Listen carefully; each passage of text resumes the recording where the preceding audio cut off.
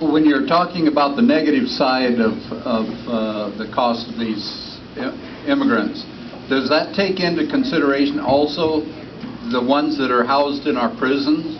Because the population in our prisons of Hispanics runs at 60%.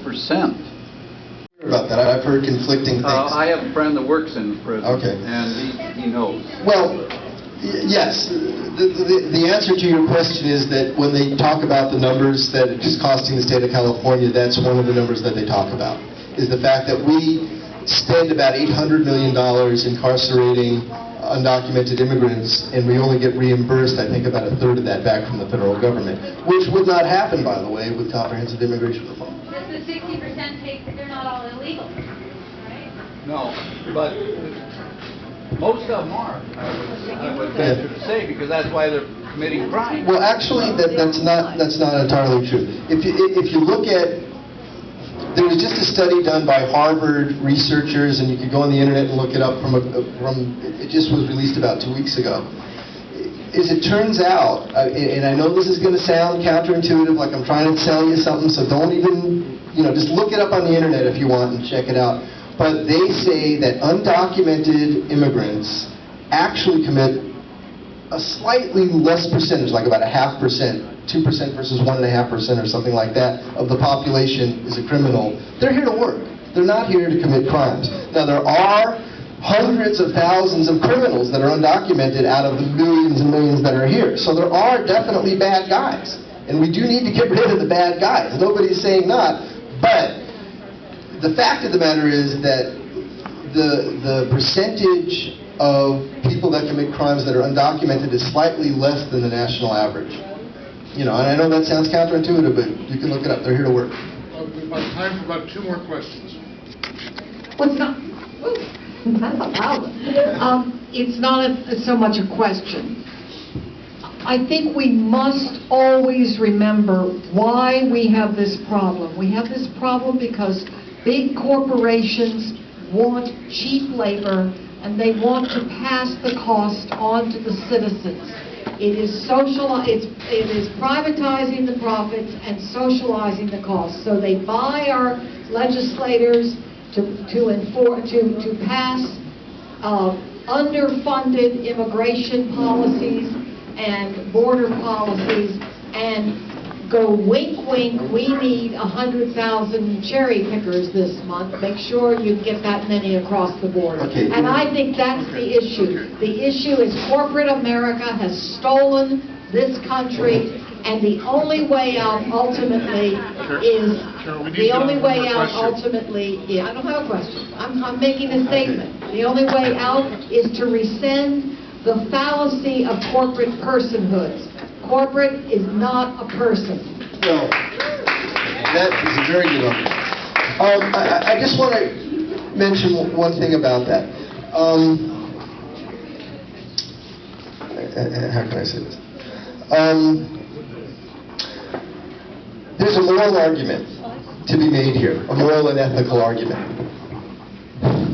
Most people agree with what she just said, and I agree with what she just said, which is that after the 1986 amnesty, Ronald Reagan did not enforce the laws that were on the books, because there were enforcement laws there that were written. It's a little different now because we have technologies that we didn't have then. We can learn from those mistakes. We don't have to say it's impossible, we can't do it. We could learn from the very specific mistakes that were made.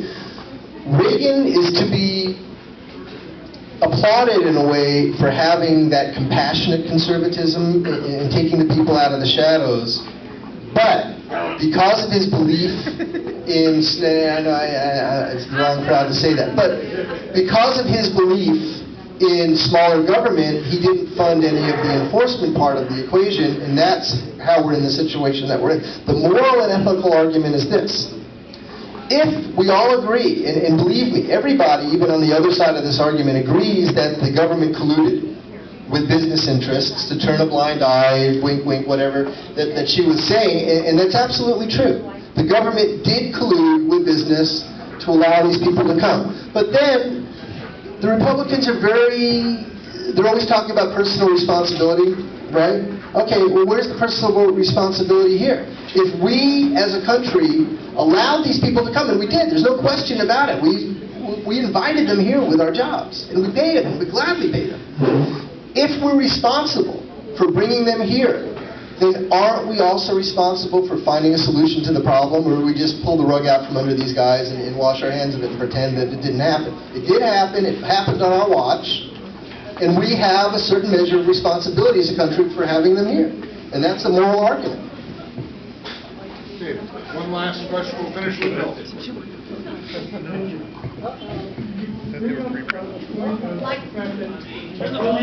I'm sorry. The illegal immigrants pay taxes. Correct. They don't have legal Social Security cards, so they're not paying Social Security. Yes, Well, they they are. are. Yes, they are. Yes, they are. Who are they paying it to?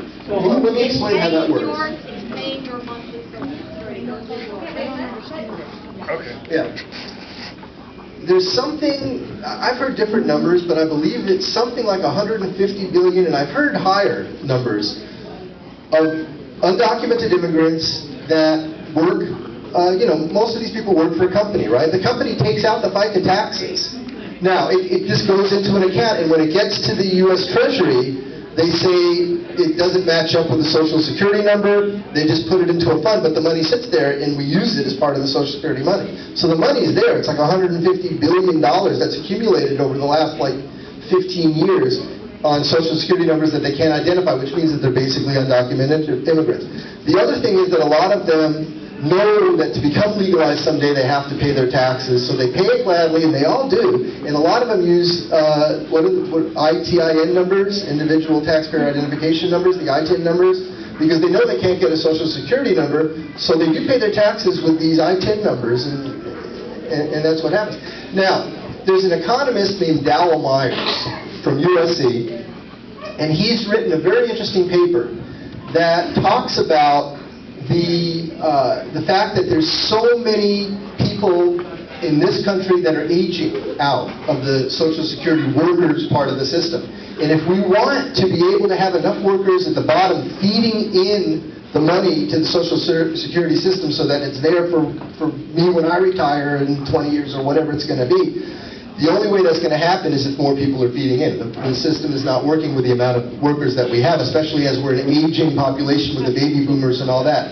And so he writes a very interesting paper that explains in very minute detail exactly how that works and why we need a lot of these immigrant workers. And it's even not going to be enough, no matter how many immigrants we bring in, to save Social Security. It's not enough, but it helps. It's a net positive. That's the study. There was a program many years ago where we brought in documented workers to take care of the agriculture industry for the time they were needed, and then they were returned. Are you talking about the Bracero programs? Yeah. This goes back, yeah. Yeah. That worked Well, very well you know what? for many years. It worked very well for the farmers. It didn't work so well for the farm workers. The Bracero... Do you think the farm workers today are better off because... No, they're not better off. Yeah, well, marginally, Let's not compare them. but I think Let's that not compare them. Okay. Guys, we don't have time for discussion tonight. I'm All sorry. right. Basically, I know I've taken up more probably than my allotted time. Is there any other questions that anybody wanted to ask?